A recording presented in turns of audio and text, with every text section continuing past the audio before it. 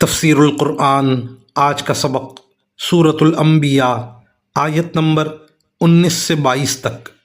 اعوذ باللہ من الشیطان الرجیم، بسم اللہ الرحمن الرحیم۔ وَلَهُ مَن فِي السَّمَاوَاتِ وَالْأَرْضِ وَمَنْ عِندَهُ لَا يَسْتَكْبِرُونَ عَنْ عِبَادَتِهِ وَلَا يَسْتَحْسِرُونَ يُسَبِّحُونَ اللَّيْلَ وَالنَّهَارَ لَا يَفْتُرُونَ أَمِ اتَّخَذُوا آلِهَةً مِّنَ الْأَرْضِ هُمْ يُنشِرُونَ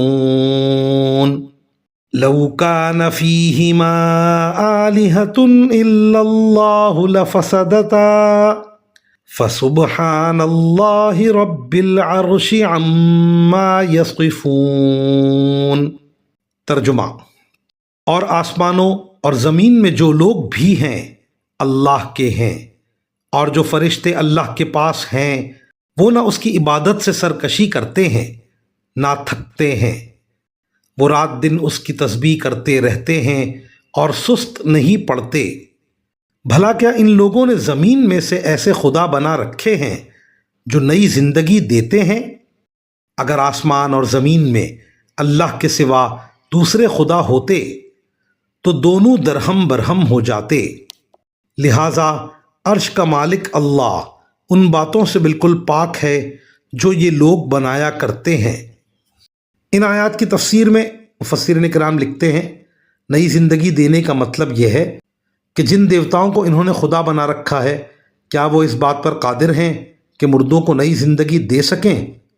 اگرچہ مشرکین عرب مرنے کے بعد کی زندگی کے قائل نہیں تھے، لیکن جب کسی ذات کو خدا مان لیا تو اس کا منطقی تقاضا یہ ہونا چاہیے کہ اس ذات کو نئی زندگی دینے پر بھی قدرت حاصل ہو۔ تو کیا یہ لوگ بتوں کو ایسا قادر مانتے ہیں؟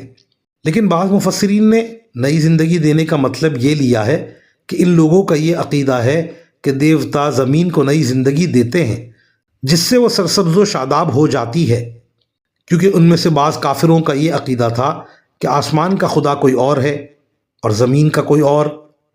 اللہ تعالیٰ کی خدائی تو آسمان پر ہے اور زمین کا سارا انتظام یہ دیوتا کرتے ہیں۔ یہ توحید کی ایک عام فہم دلیل ہے، اور وہ یہ کہ اگر اس کائنات میں ایک سے زیادہ خدا ہوتے تو ہر خدا مستقل خدائی کا حامل ہوتا اور کوئی کسی کا تابع نہ ہوتا۔ اس صورت میں ان کے فیصلوں کے درمیان اختلاف بھی ہو سکتا تھا۔ اب اگر ایک خدا نے ایک فیصلہ کیا اور دوسرے خدا نے دوسرا فیصلہ، تو یا تو ان میں سے ایک دوسرے کے آگے ہار مان لیتا، تو پھر وہ خدا ہی کیا جو کسی سے ہار مان لے، یا دونوں اپنے اپنے فیصلے کو نافذ کرنے کے لیے زور لگاتے، تو متضاد فیصلوں کی تنفیذ سے آسمان اور زمین کا نظام درہم برہم ہو جاتا۔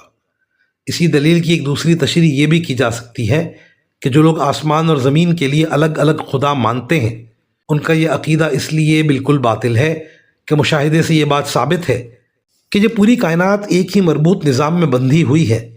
چاند، سورج اور ستاروں سے لے کر دریاؤں، پہاڑوں اور زمین کی نباتات اور جمادات تک سب میں ایک ہم آہنگی پائی جاتی ہے، جو اس بات کی واضح دلیل ہے کہ ان سب کو ایک ہی ادارے، ایک ہی مشیت اور ایک ہی منصوبہ بندی نے کام پر لگایا ہوا ہے۔ اگر آسمان اور زمین کے خدا الگ الگ ہوتے تو کائنات میں اس ربط اور ہم آہنگی کا فقدان ہوتا، جس کے نتیجے میں یہ سارا نظام درہم برہم ہو جاتا۔ وآخر دعوانا ان الحمد للہ رب العالمین۔